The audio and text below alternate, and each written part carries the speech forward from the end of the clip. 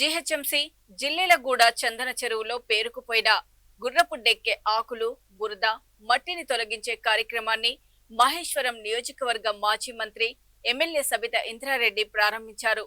ఈ సందర్భంగా చెరువు పరిసరాలను పరిశీలించిన ఆమె ప్రజల ఆరోగ్యం, పర్యావరణ పరిరక్షణకు చెరువుల సంరక్షణ ఎంతో ముఖ్యమని తెలిపారు.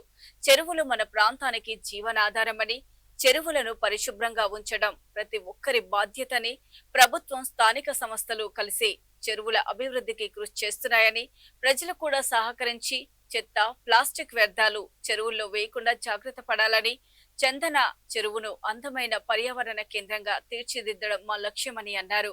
ప్రజలకు వాకింగ్ ట్రాక్, పచ్చదనం, పరిశుభ్రమైన వాతావరణం కల్పించేందుకు ప్రత్యేక చర్యలు తీసుకుంటామని సబిత తెలిపారు.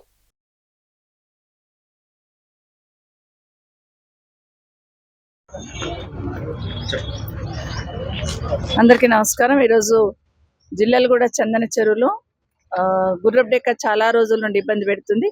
దాదాపుగా 1 year నుండి ఇక్కడ ఉన్న వాకర్స్ కూడా ఇబ్బంది పడుతున్న సందర్భంలో దీన్ని తీయాలని డిమాండ్ చేసినప్పుడు జోనల్ కమిషనర్ గారు మంచిగా ఫార్వర్డ్ చేసి వీళ్ళని తొందరలో వీటిని శాంక్షన్ తీసుకొచ్చున్నారు.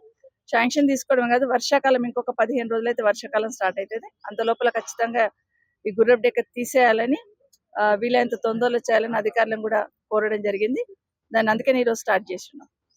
ఇదే కాదు, అసలు అన్ని చెరువులలో కూడా హైదరాబాద్ జిహెచ్ఎంసీ ఏరియాలో గతంలో చెరువులలో గుర్రపు డెక్క రాకుండా హెచ్ఎండిఏకి సంబంధించిన వాళ్ళు కంటిన్యూస్గా ఈ గుర్రపు డెక్క తీసేసే ప్రయత్నం చేసేవాళ్ళు. వాళ్ళ వెహికల్స్ రన్ అయ్యేవి, ఎప్పుడు ప్రత్యేకంగా టెండర్ వీళ్ళ మీద అంతా లేకుండా వెహికల్స్ రన్ అవుతూ ఉండేవి. అట్లాంటిది ఈ జిహెచ్ఎంసీలో కలిసిన తర్వాత ఆ సిస్టమ్ అనేది పక్కకి వెళ్ళిపోయి మళ్ళీ టెండర్ పిలిచి చేయడం జరుగుతుంది. ఏది ఏమైనా ఏదైతే డెవలప్ చేస్తున్నామో వాటిని కాపాడాల్సిన బాధ్యత ఖచ్చితంగా అధికారులకు ఉంటుంది.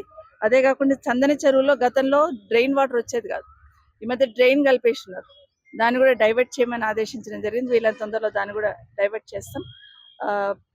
ఈ సంవత్సరంలో కొంత వాకర్స్కి ఇబ్బంది అయింది ఈ గుర్రపు డెక్కతోని, దోమలతోని. వీళ్ళంత తొందరలో క్లియర్ చేసి వాళ్ళకి మంచి వాతావరణాన్ని కల్పిస్తామని కోరుతాం.